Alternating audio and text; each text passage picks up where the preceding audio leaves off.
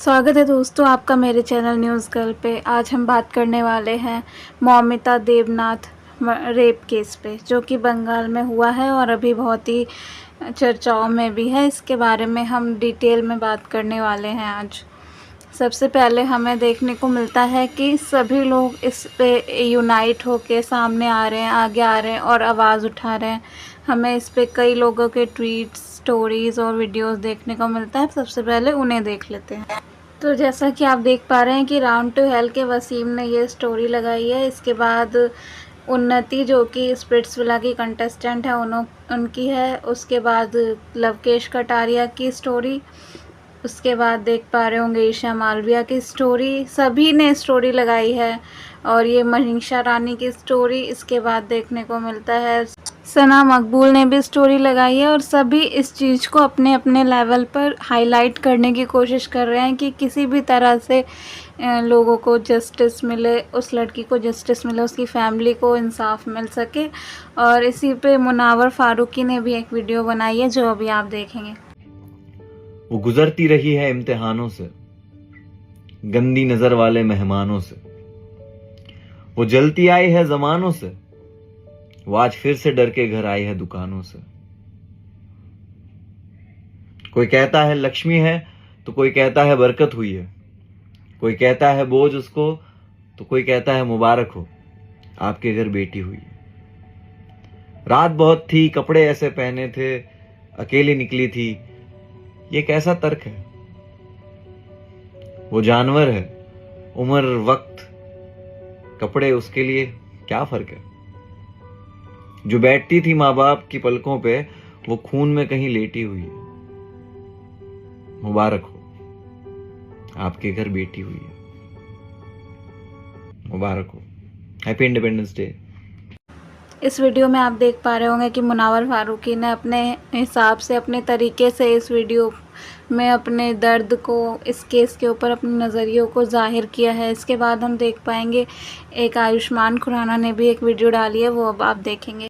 मैं भी बिना कुंडी लगाकर सोती, काश मैं भी लड़का होती। झल्ली बनकर दौड़ती उड़ती, सारी रात दोस्तों के साथ फिरती, काश मैं भी लड़का होती। कहते सुना है सबको कि लड़की को पढ़ाओ लिखाओ, सशक्त बनाओ, और जब पढ़ लिख कर डॉक्टर बनती, मेरी माँ ना खोती उसकी आंखों का मोती, काश मैं भी लड़का होती। 36 घंटे का लगातार कार्य दुश्वार हुआ, बहिष्कार हुआ, बलात्कार हुआ, पुरुष के वहशीपन से साक्षात्कार हुआ। काश उन पुरुषों में भी थोड़े से स्त्रीपन की कोमलता होती, काश मैं ही लड़का होती। कहते हैं सीसीटीवी नहीं था, होता भी तो क्या होता। एक पुरुष सुरक्षा कर्मी जो उस पर नजर रखता, उसकी नजर भी कितनी पाक होती। काश मैं एक लड़का होती। अगर मैं एक लड़का होती, शायद आज मैं जिंदा होती। तो ये थी आयुष्मान खुराना की वीडियो। इसके बाद हम आजाद खान की वीडियो देखते हैं, वो अपनी वीडियो में क्या कह रहे हैं। 9 अगस्त 2024 को एक फीमेल पोस्ट ग्रेजुएट ट्रेनी की लाश कोलकाता के आरजीकर मेडिकल कॉलेज के सेमिनार हॉल में मिली। तो हॉस्पिटल वालों ने उसके मां बाप को बताया कि उस लड़की ने सुसाइड की है। पर जब पोस्टमार्टम का रिपोर्ट आया तो पता चला कि उसकी बॉडी पर मल्टीपल इंजरीज हैं। की बॉडी में 150 ml मेल सीमन मिला, यानी कि दरिंदों ने उसका रेप किया, उसे मारा, उसे पीटा। अब क्या हुआ? रेप हो गया, प्रोटेस्ट शुरू। मेरी सारी बहनें रोड पर आ गई, कैंडल लाइट्स लेके, मसाले जली, बहुत जोर जोर से नारे लगे। इसमें कुछ चूतियों की सोच ऐसी है कि इसमें भी लड़की की गलती होगी, है ना? उसने उसको प्रोवोक किया होगा, अरे उसको रात को बाहर नहीं जाना चाहिए, उसको छोटे कपड़े नहीं पहनने चाहिए, उसको शराब नहीं पीनी चाहिए। शर्म करो, शर्म करो, हिजड़े हो तुम लोग। पुलिस ने नो सस्पेक्ट, उनको अरेस्ट भी किया और ये लोग जेल भी जाएंगे, लेकिन कुछ सालों में ये हरामखोर जेल से छूट जाएंगे। लेकिन रेप का सिलसिला तो रुकना नहीं है ना। इनको लटका दो, या तो इस्लामिक कानून के हिसाब से इनको सजा दो। On the spot death 86 rape every day Hindustan में हो रहे हैं। दिवाली में दुर्गा मां, लक्ष्मी मां को पूजा जाएगा। हम में भी लड़कियों को रहमत माना जाता है। मुझे तो शर्म आ रही है, आपको भी आनी चाहिए कि क्या ये जस्टिस के नारे लगाने से, कैंडल जलाने से इन लड़कियों को इंसाफ मिलेगा? Think about it. ये हो गए इन्फ्लुएंसर्स की बातें जो इन लोगों ने अपना नज़रिया एक्सप्रेस किया। इसके बाद हम बात कर लेते हैं आगे क्या क्या इस केस में देखने को मिलता है। बिल्कुल भी वीडियो को स्किप ना करें, इसमें आपको बहुत ही इम्पोर्टेंट इन्फॉर्मेशन मिलने वाली है। सबसे पहले बात कर लेते हैं कि लड़की को किस तरह से कहाँ पे इंजरी थी। Bleeding from eyes, bleeding from mouth, injury in vagina, injury in left leg, injury in belly, और पूरी बॉडी बस इंजरी और ब्लड से भरी हुई थी। इसके आगे आप देखते जाइए। हमें जो पोस्टमार्टम रिपोर्ट आई है उसमें बताया गया है कि उसकी बॉडी में से 150 ग्राम लिक्विड पाया गया है, जबकि एक आदमी के अंदर सिर्फ 15 ग्राम लिक्विड होता है। तो ये किसी एक आदमी का काम तो नहीं है, ये सीधा सीधा 10 आदमियों का दिख गया। लेकिन किस तरह से केस को दबाया जा रहा है, सबूतों को मिटाया जा रहा है, छुपाया जा रहा है, बचाने की कोशिश की जा रही है। और क्योंकि इसमें बड़े बड़े लोगों का हाथ शामिल है, तो किसी छोटे के ऊपर नाम डाल के केस को रफा दफा करने की कोशिश की जा रही है, सबूतों को मिटाने की पूरी कोशिश की जा रही है।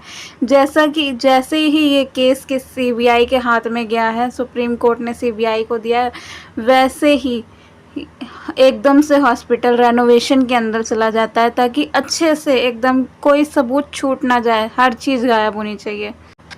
जब उसकी डेड बॉडी इन लोगों को मिलती है तो ये लोग जब उसके घर वालों को कॉल करते हैं, विक्टिम के घर वालों को, तो उनके घर वालों को क्या बताया जाता है कि मौमिता ने सुसाइड कर लिया है। और जब वो लोग आते हैं वहाँ पर देखने के लिए, अपनी बेटी को देखने के लिए, उन्हें 3 घंटे तक इंतज़ार कराया जाता है।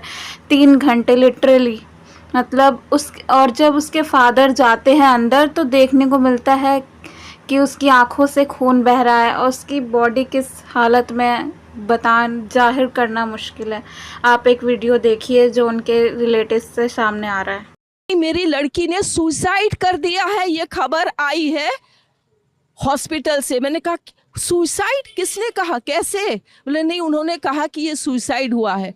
हम 4 जन, मिस्टर मिसेस, हम और हमारे एक और कर्मचारी, हम जब जाते हैं वहाँ हमको 3 घंटा खड़े रखा। एक पेरेंट्स जिनकी बच्ची 31 इयर्स ओल्ड की ऐसी ख़त्म हो जाती है, उनको 3 घंटा खड़ा रखा और ये हाथ जोड़ती रही, माँ बाप हाथ जोड़ते रहे, हमें एक बार दिखाओ, हमारी बच्ची का मुंह एक बार दिखाओ। हमको नहीं दिखाया गया। 3 घंटे तक खड़े रहने के बाद ये दोनों हस्बैंड वाइफ अंदर जाते हैं सेमिनार रूम में, और ये पापा अपने dead body of the girl जिसके मुंह में खून था फोटो खींच के लाके मुझे दिखाते हैं। उन बच्ची का शरीर में कोई कपड़ा नहीं था, पैर दोनों राइट एंगल में मिला गया। राइट एंगल में एक पाँव बेड के इस तरफ, एक पाँव बेड के इस तरफ मिला गया, जब तक पेल्विक गर्डल नहीं टूटा। इस वीडियो में आपने देख ही लिया कि विक्टिम के घर वालों के साथ किस तरह का सलूक किया जा रहा है। इसके बाद आप देखिए कि इस जो केस है इसमें सस्पेक्ट लिस्ट क्या है। Labour minister in TMC government WB Nirmal Manjhi son, irrigation minister in TMC government Soman Mahapatra son, ये लोग हैं इस केस के सस्पेक्ट, जिसके लिए इस केस को दबाने की पूरी कोशिश की जा रही है और केस को रफा दफा कर दिया जाए, सबूतों को मिटा दिया जाए, पूरी ताकत लगाई जा रही है।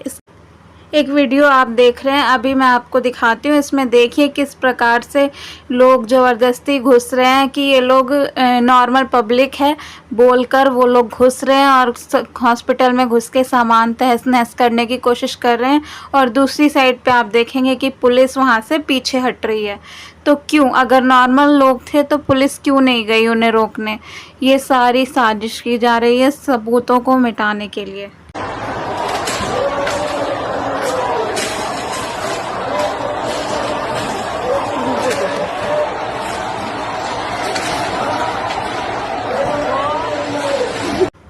तो देखा आपने इस वीडियो में कि नॉर्मल पब्लिक के रूप में जो इन लोगों के पैसे दिए हुए गुंडे हैं वो आए हैं और किस तरह से हॉस्पिटल में तोड़ फोड़ कर रहे हैं और कुछ भी करके बस ऐसा कर दिखाना चाह रहे हैं कि ये नॉर्मल पब्लिक ने किया है और वो अपना काम करके वहाँ से निकल जाए फटाक से। और इसके बाद ममता बनर्जी जो कि वहाँ की आदरणीय सीएम हैं, उनका एक बयान देखने को मिल रहा है। एक वीडियो देखने में आइए देखते हैं वो क्या है।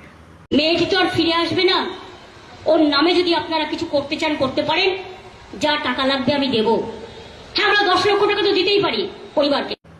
तो इस वीडियो में आपने देखा कि ये कह रही है कि वो तो चली गई है, अब उसके नाम पे चाहो तो प्रोटेस्ट कर सकते हो, मैं उसे बस 10 लाख रुपए दे सकती हूँ। तो ये है इंसाफ इनका, और पूरी कोशिश में लगी हुई है अपने पार्टी के लोगों को बचाने के लिए। कैसे लोग हैं वो जो इसे वोट करते हैं। वेस्ट बंगाल की हालत क्या है ये हम सब जानते हैं, आए दिन ऐसी खबरें वहाँ से आती रहती हैं। और ये औरत पता नहीं क्या है, औरत के नाम पे कलंक है ये, पता नहीं क्यों इसे सीएम बनाया हुआ है वहाँ के लोगों ने। तो ऐसे लोगों का तो हम पता नहीं कुछ कर पाए ना कर पाए, लेकिन हमें अपने घर से शुरुआत करनी है और लड़कियों को मजबूत बनाने के साथ साथ हमें लड़कों को भी सही एजुकेशन देनी है।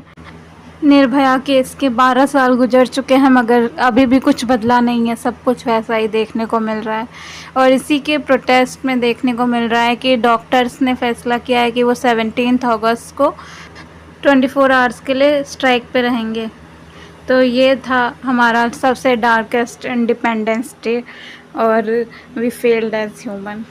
ये इस वीडियो में बस इतना ही। अगर आपको वीडियो अच्छी लगी हो तो लाइक शेयर करना ना भूलें, चैनल को सब्सक्राइब कर लें। Thank you.